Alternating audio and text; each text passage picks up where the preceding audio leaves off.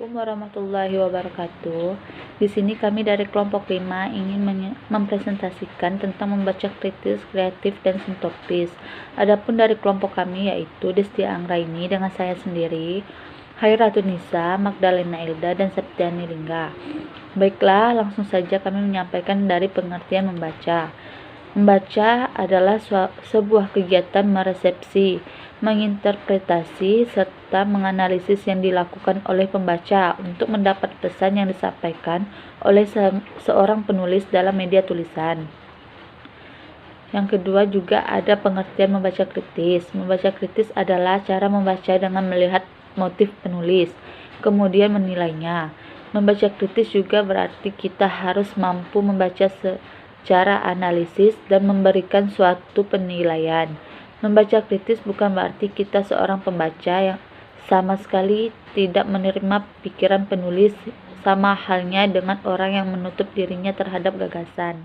Ya, baiklah, di sini saya akan melanjutkan penjelasan dari Desti Anggraini yaitu langkah-langkah membaca kritis. Langkah-langkah membaca kritis itu ada 3. Yang pertama itu mengerti isi bacaan, yaitu mengenai fakta-fakta yang ada di dalam bacaan tersebut, apa yang kita baca. Yang kedua, menguji sumber penulis. Menguji sumber penulis, termasuk juga diuji pandangan dan tujuan serta asumsi yang tersirat dalam penulisan untuk membedakan bahan yang disajikan sebagai opini dan fakta. Baiklah, yang ketiga, ada interaksi antara penulis dan pembaca. Tadi yang saya bacakan yaitu langkah-langkah membaca kritis. Dan yang kedua itu proses membaca kritis, di mana proses membaca kritis menurut Harjasujana menyatakan proses membaca kritis dikenal 3 cara juga. Yang pertama, membaca pada baris. Membaca pada baris maksudnya itu untuk mengikhtisarkan keseluruhan bacaan dan mengenal bagian-bagian bahan pijakan yang kuat untuk memberikan penilaian terhadap bacaan tersebut. Yang kedua, membaca di antara baris. Yang dimaksud dalam membaca di antara baris yaitu menganalisis apa yang dimaksud oleh pengarang yang sesungguhnya, khususnya yang tersirat. Dan yang ketiga, membaca di luar baris. Maksudnya membaca di luar baris yaitu mengevaluasi relevansi ide-ide yang dituangkan di dalam bahasaan bacaan tersebut. Dan manfaat membaca kritis. Baiklah, manfaat membaca kritis ini ada 4 yang tertera di slide kami. Yang pertama itu membaca dengan menghilangkan kegundahan dan kecemasan. Yang kedua, dengan sering melakukan kegiatan membaca, seseorang dapat mengembangkan kefasihan dalam bertutur kata.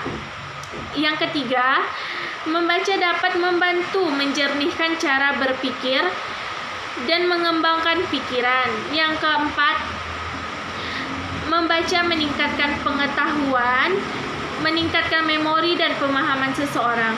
Baiklah, selanjutnya akan dijelaskan oleh Magdalena Elda. Di sini saya Magdalena Elda akan menjelaskan tentang pengertian membaca kreatif, ciri-ciri membaca kreatif, dan langkah-langkah membaca kreatif. Yang pertama, pengertian membaca kreatif. Membaca kreatif yaitu proses membaca untuk mendapatkan nilai tambah dari pengetahuan yang terdapat dalam bacaan dengan cara mengidentifikasi ide-ide yang menonjol atau mengkombinasikan pengetahuan yang sebelumnya pernah didapatkan. Ciri-ciri membaca kreatif. Menurut Nur Hadi 2004, sebagai seorang pembaca kreatif harus dapat memenuhi kriteria berikut. Yang pertama, kegiatan membaca tidak berhenti sampai pada saat menutup buku, Kedua, mampu menerapkan hasilnya untuk kepentingan hidup sehari-hari. Yang ketiga, munculnya perubahan sikap dan tingkah laku setelah proses membaca selesai.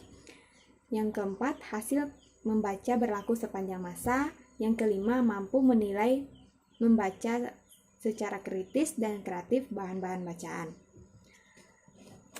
Langkah-langkah membaca kreatif.